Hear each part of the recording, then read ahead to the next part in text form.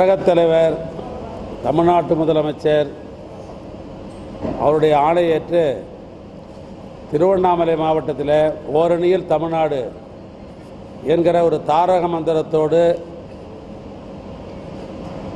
இன்றையிலிருந்து எங்களுடைய பயணம் இந்த மாவட்டத்தில் தொடருகிறது. பொதுவாக இன்றைக்கு அரசியல் சூழ்நிலை தமிழ்நாட்டில் மண்ணை காக்க வேண்டும், மானத்தை காக்க வேண்டும், மொழியை காக்க வேண்டும் என்ற அடிப்படையில் இந்த அரசியல் பயணத்தை நாங்கள் தொடங்குகிறோம். காரணம், மண்ணை காக்க வேண்டிய ஒரு நிலைப்பாடு இன்றைக்கு வந்திருக்கிறது. பொதுவாக ரொம்ப நாளாக நமக்கு பெரிய ஒரு போராட்டம் இருக்கிறது. திராவிட நாகரிகத்துக்கும் தேவ நாகரிகத்தை பெரிய போராட்டம், வேத நாகரிகத்துக்கும். நாம் சொல்கிறோம், இந்தியாவிலேயே திராவிட நாகரிகம்தான் முந்தியது என்று தமிழராக இருக்கிற நாம் நீண்ட நாட்களாக நாம் கூறிக்கொண்டிருக்கிறோம், நம்முடைய முன்னோர்களும். ஆனால் வட இந்தியாவில் என்ன சொல்லுகிறார் என்று சொன்னால், இல்லை இல்லை, திராவிட நாகரிகம் முந்தியதல்ல, வேத நாகரிகம்தான் அது முந்தியது என்று அவர்கள் சொல்லுகிறார்கள். இதுக்கு என்ன சான்று என்று பார்க்கிற பொழுது, தமிழ்நாட்டில் தொல்லியல்துறையின் சார்பாக கீழடியில் தொல்லியல்துறையினுடைய தொல்லியாளர் அமர்நாத் ராமகிருஷ்ணன் அவர்கள் பல்வேறு ஆய்வுகளை மேற்கொண்டார்கள். அந்த ஆய்வுகள் மேற்கொண்டதில் பல்வேறு தமிழன் பயன்படுத்திய பொருள்களெல்லாம் கிடைத்திருக்கிறது. அதிலே ஒன்று இரும்பு. அந்த இரும்பு தாது பொருளை பூனாவில் இருக்கிற ஆய்வகம், பெங்களூரில் இருக்கிற ஆய்வகம், இந்தியா மட்டுமல்ல அமெரிக்காவில் இருக்கிற புளோரிடா மாநிலத்தில் இருக்கிற பீட்டா ஆய்வகம், இந்த ஆய்வுக்கு அந்த இரும்பு பொருளை அனுப்பப்பட்டது.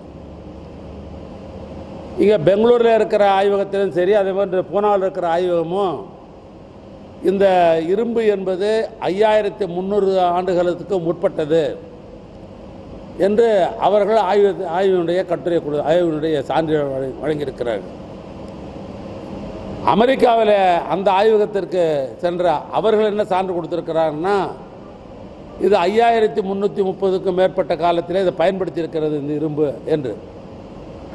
ஆக தமிழன் 5300 ஆண்டு காலத்திற்கு முன்னாலே இரும்பை பயன்படுத்தி இருக்கிறான் என்பதுதான் அந்த ஆய்வகத்தினுடைய வெளிப்பாடு. அதுதான் தமிழ்நாட்டு முதலமைச்சர் அவர்கள் தமிழனுடைய வரலாறு என்று சொன்னால் 5300 ஆண்டுகள் முற்பட்டது, எனவே இனிய இந்திய வரலாறு எழுத வேண்டும் என்றால் தமிழ்நாட்டிலிருந்து தான் இந்திய வரலாறை எழுத வேண்டும் என்ற முதலமைச்சர் அவர்கள் அறிவித்தார்கள். அறிவித்ததோடு மட்டுமல்ல, அந்த ஆய்வகத்தினுடைய சான்றுகள், இங்கே கிடைக்கப்பட்டிருக்கிற பல்வேறு பொருள்கள் அத்தனையும் ஒன்றிய அரசாங்கத்திலே கொண்டு இதை நீங்கள் அங்கீகரிக்க வேண்டும் என்று சொன்னால், ஒன்றிய அரசாங்கத்தில் இருக்கிற அமைச்சர் இது சரியில்லை, அது சரியில்லை, அது போதவில்லை, இது சரியில்லை என்று சாக்கு சொல்லுகிறாரே ஒழிய, இந்த தமிழனுடைய வரலாறு 5300 ஆண்டு காலத்துக்கு முற்பட்டது என்று ஒன்றிய அமைச்சரும் ஒன்றிய அரசாங்கமும் ஏற்றுக்கொள்ள தயாராக இல்லை.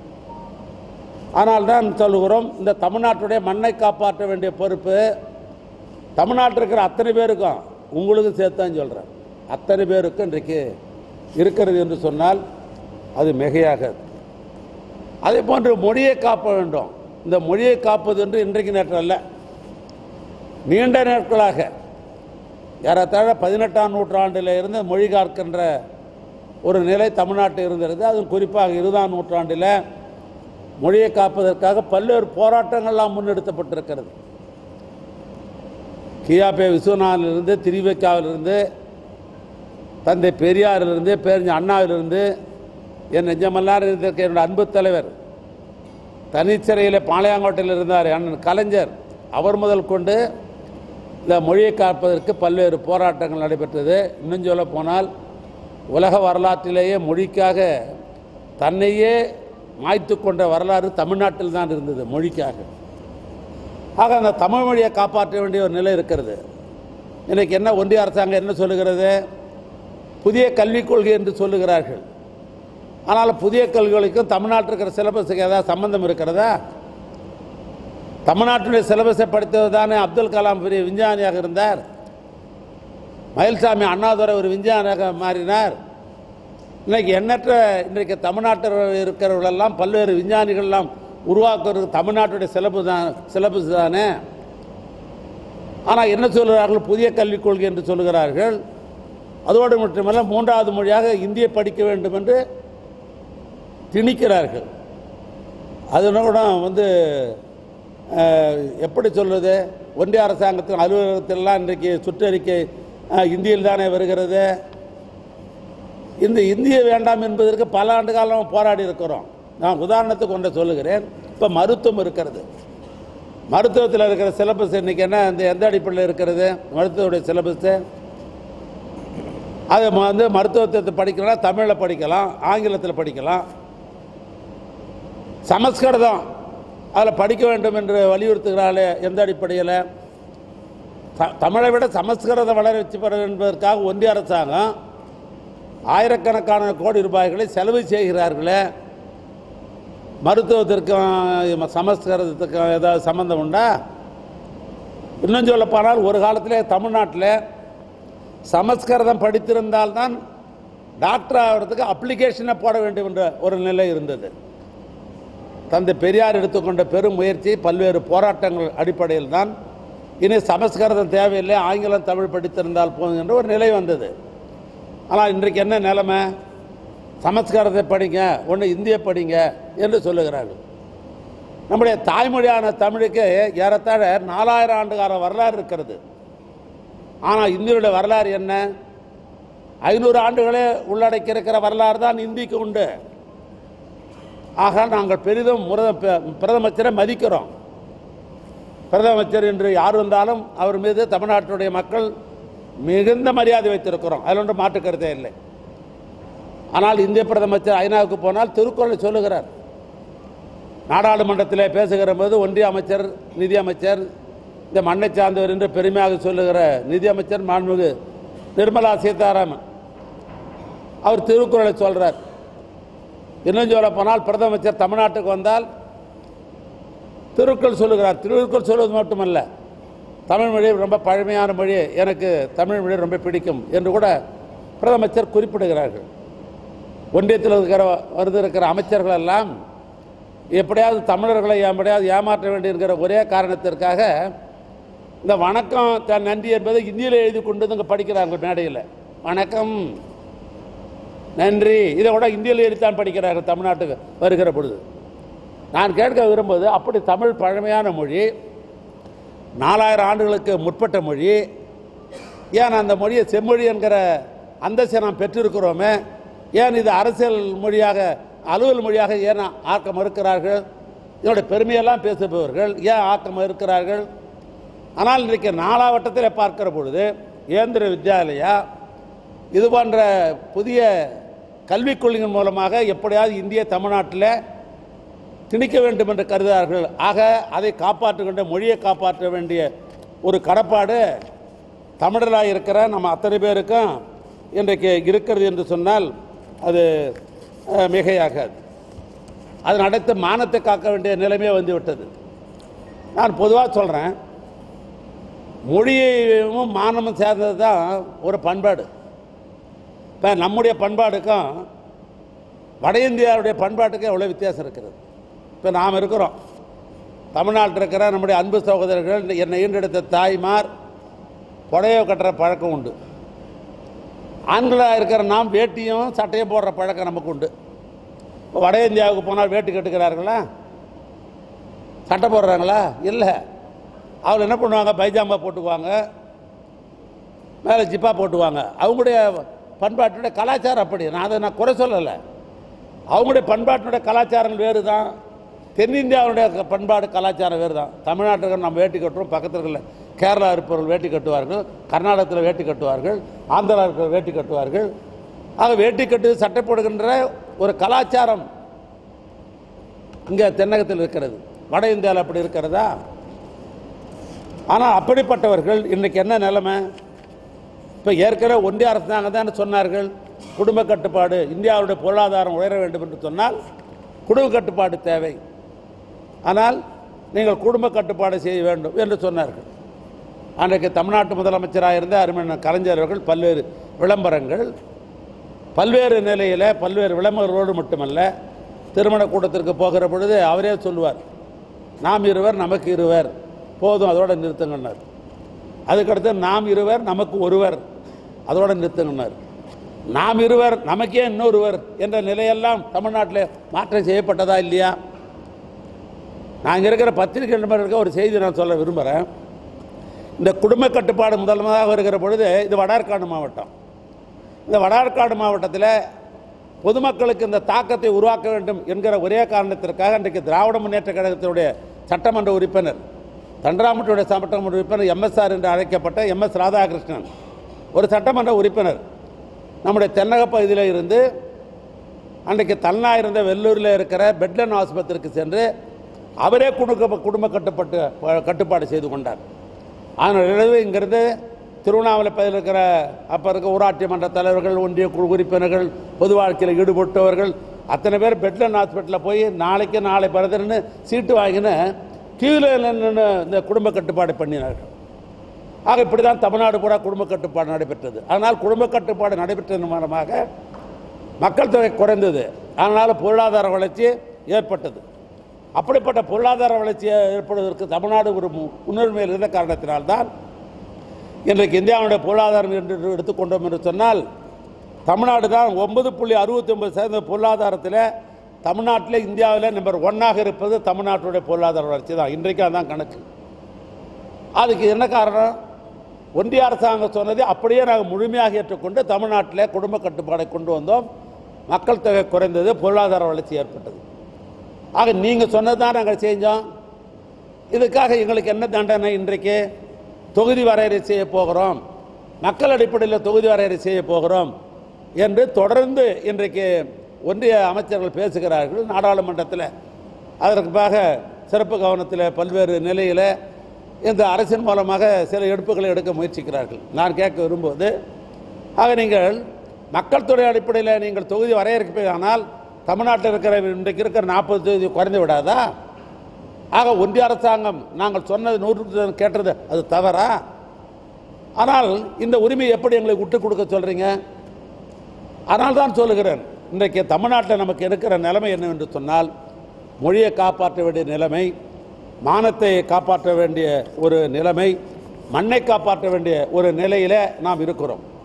இது பொதுவானது. ஏதோ அரசியல் கட்சி நடத்தி கொண்டிருக்கிற திராவிட முன்னேற்ற கழகத்தினுடைய கொள்கை மட்டும் அல்ல, தமிழ்நாட்டில் பிறந்த ஒத்த தமிழனுக்கு இந்த இதை காப்பாற்ற வேண்டிய ஒரு கடப்பாடு இருக்கிறது.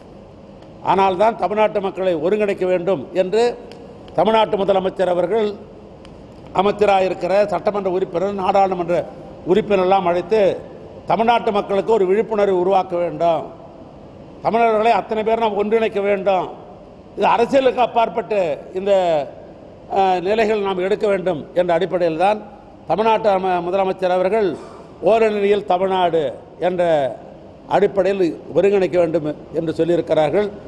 எனவே இந்த ஜூலை மாதம் 3ஆம் தேதியிலிருந்து ஒரு மாவட்டத்திலும், இன்னும் சொல்ல போனால் அனைத்து தொகுதியோட இன்னும் சொல்ல போனால் அந்த தொகுதிக்கு இன்றைக்கு இருக்கிற வாக்குச்சாவடி பூத் அந்த அளவிலே மக்களை இணைக்க வேண்டும் என்று சொல்லியிருக்கிறார்கள். எனவே 3ஆம் தேதியிலிருந்து எங்களுடைய சட்டமன்ற உறுப்பினர்கள், நாடாளுமன்ற உறுப்பினர்கள், அமைச்சர் பெருமக்கள், உள்ளாட்சியில் இருக்கிற பிரதிநிதிகள், எங்கள் இயக்கத்தை சார்ந்த என்னுடைய அன்பு தோழர்கள், இந்த தமிழ்நாட்டில் இந்த கருத்தை ஆதரிக்கிற பொதுமக்கள் ஆகியோரை ஒருங்கிணைக்க வேண்டும் என்ற பணியில் 3ஆம் தேதியிலிருந்து நாங்கள் இறங்க இருக்கிறோம். ஒரு பூத்துக்கும் ஒரு வாக்குச்சாவடிக்கும் அங்கே போகும். ஏற்கனவே வாக்குச்சாவடியில் ஒன்றிய தேர்தல் ஆணையம் அது அங்கீகரிக்கப்பட்ட BLA 2 என்று சொல்லப்படுகிற அந்த பாக முகவர்கள் அவர்களோடு இப்போது புதியதாக ஒருவரை நாங்கள் இணைத்திருக்கிறோம். ஏன்னா இப்போ டிஜிட்டல் உலகம், இப்போ அவங்களாம் ஒருங்கிணைச்சு நீங்கள் யார், என்ன, தமிழக அரசின் சார்பாக பெற்றிருக்கிற பலன் என்ன, உங்கள் வீட்டுக்கு புதுமைப்பணி திட்டம் வந்திருக்கிறதா, தமிழ் புதல் திட்டம் வந்திருக்கிறதா, தமிழ்நாட்டு முதலமைச்சர் உங்களுடைய குடும்ப பொருளாதாரத்தை உயர்த்துவதற்காக அண்ணன் கலைஞருடைய பெயரில் 1000 ரூபாய் மாதம் மாதம் கொடுக்குறாரு, அது முறையாக வந்து சேருகிறதா? உங்களுடைய ஊருக்கு வேண்டியது வந்திருக்கிறதா? அந்த உங்களுடைய வீதிக்கு வேண்டியது வந்திருக்கிறதா என்பதெல்லாம் உபசரித்து விட்டு இன்றைக்கு இருக்கிற நம்முடைய நிலைமை இப்படி இருக்கிறது, நாமெல்லாம் ஒன்று திரண்டு தான் இனி ஒன்றிய அரசாங்கத்துடைய நம்முடைய உரிமையை நாம் பெற முடியும் என்பதையெல்லாம் விளக்கத்தெல்லாம் எடுத்து சொல்லி, முடிந்தார் அவர்கள் நாங்கள் உறுப்பினராக இதில் சேருகிறோம் என்று சொன்னால் அவளை உறுப்பினராக சேர்த்துக்கொண்டு, இன்றைக்கு டிஜிட்டல் உலகம் இருக்கிற காரணத்தினால் உங்களுக்கே தெரியும் டிஜிட்டல் உலகம்னா என்னன்னு உங்களுக்கே தெரியும். இன்றைக்கினா எக்ஸ் வலைத்தளம், ஃபேஸ்புக்கு, வாட்ஸ்அப்பு, அப்புறம் இன்ஸ்டாகிராமு, அப்புறம் எக்ஸு, அப்புறம் ரீலு, இத்தனைப்பட்ட பொது வலைத்தளங்களை இத்தனை நண்பர்கள் நீங்கள்லாம் பயன்படுத்துகிறீங்க, நாங்களும் பயன்படுத்துகிறோம். ஆனால் இந்த ஒருங்கிணைப்பில் இணைகிற அந்த அன்பு தோழர்கள், என்னோட அன்பு சகோதரிகள், அந்த பகுதியை வாக்குச்சாவடி சார்ந்தவர்கள், அவளை டிஜிட்டல் உலகத்திலும் கொண்டு வர வேண்டும் என்பதற்காக புதிதாக ஒரு பொறுப்பை நாங்கள் கொடுத்துருக்குறோம். அதுக்கு பேர் பிடிஏன்னு பேர். இப்போ நாமெல்லாம் பிடிஓவை தான் பார்த்து பழக்கப்பட்டோம். இது BDA, B for booth, D for digital, A for agent. ஆக பிடிஏ என்கிற ஒரு அன்பு சகோதரர் டிஜிட்டல் பற்றி தெரிஞ்சவரை நாங்கள் இதில் இணைக்கிறோம். ஆக BLA2 அவர்கள் அந்தந்த வீடுகளுக்கு செல்லுவார், அவர்களிடத்தில் இருக்கிற பிரச்சனைகள் என்பதையும் அதையும் அரசுக்கு சொல்லுவார்.